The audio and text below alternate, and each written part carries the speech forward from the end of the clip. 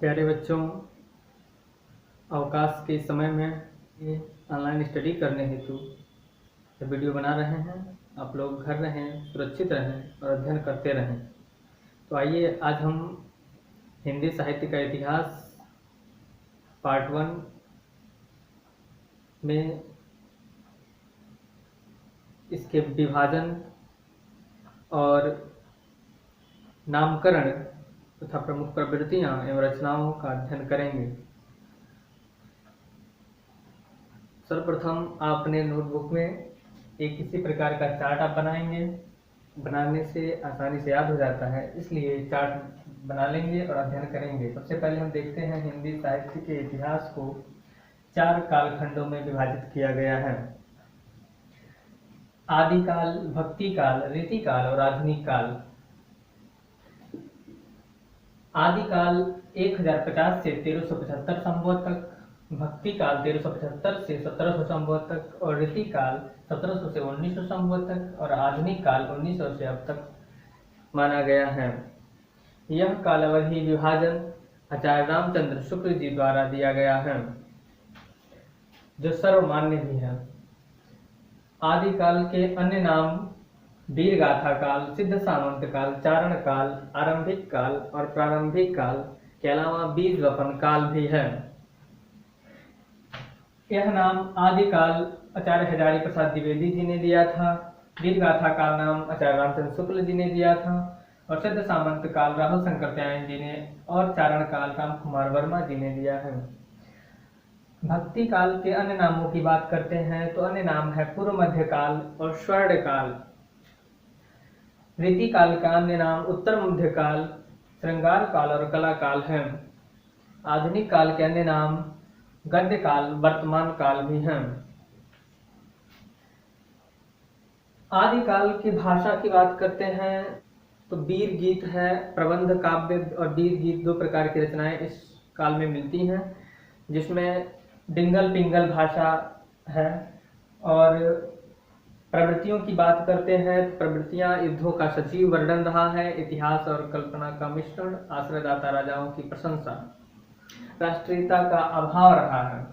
यही इसकी प्रवृत्तियां रही हैं, प्रमुख प्रवृत्तियां। आदिकाल के बाद से भक्ति काल आता है। भक्ति काल को 2 उप शाखाओं में विभाजित किया गया है। भक्ति भावना की प्रबलता इस काल में रही है, इसलिए इसका नामकरण भक्ति काल रखा गया है। भक्ति काल के 2 उप शाखाएं निर्गुण शाखा और सगुण शाखा है। निर्गुण शाखा के अंतर्गत निराकार ब्रह्म की उपासना की जाती है। इसकी भी 2 उप शाखाएं हैं। निर्गुण शाखा का 2 उप शाखा ज्ञानाश्रयी शाखा और प्रेमाश्रयी शाखा है। ज्ञानाश्रयी शाखा के अंतर्गत संत कवि आते हैं। संत कवियों में प्रमुख कवि या कहें प्रतिनिधि कवि के रूप में कबीर जी का नाम आता है। प्रतिनिधि कवि कबीर जी की रचना बीजक है, जिसके 3 भाग हैं। साखी, शब्द, रमैनी। भाषा सदुकड़ी है, पंचमेल खिचड़ी है।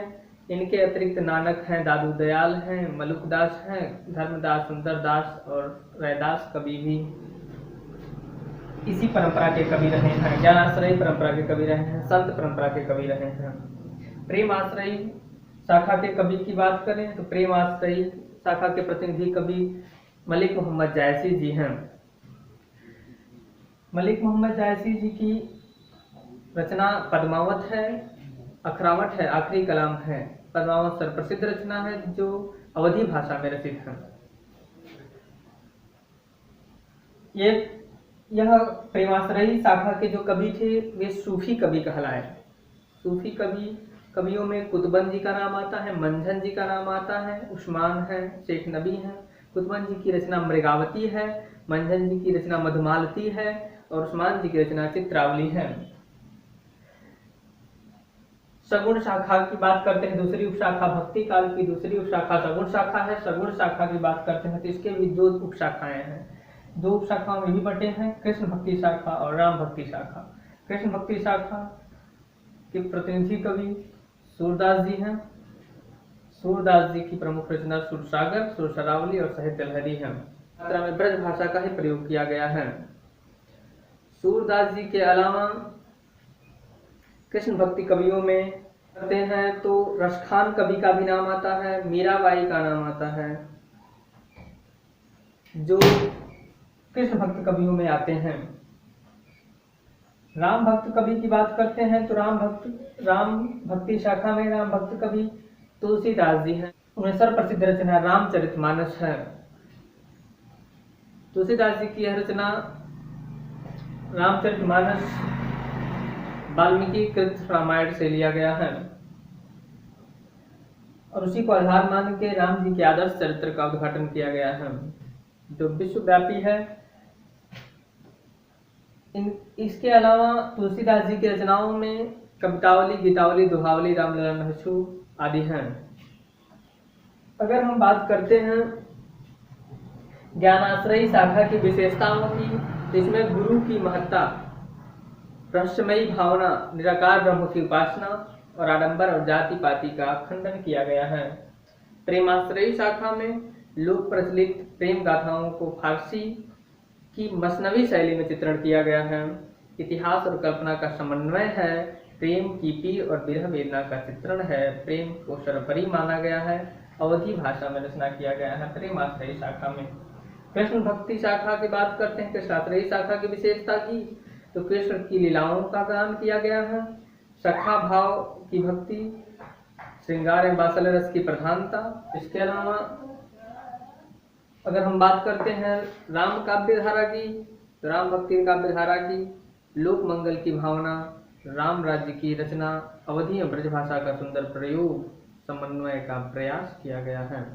यह इसकी प्रमुख विशेषताएं रही। राम भक्ति शाखा में अग्रदास, नाभादास, केशवदास, सेनापति भी प्रमुख रूप से रहे हैं।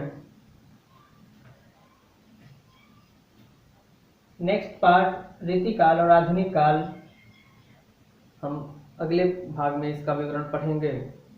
Thank you.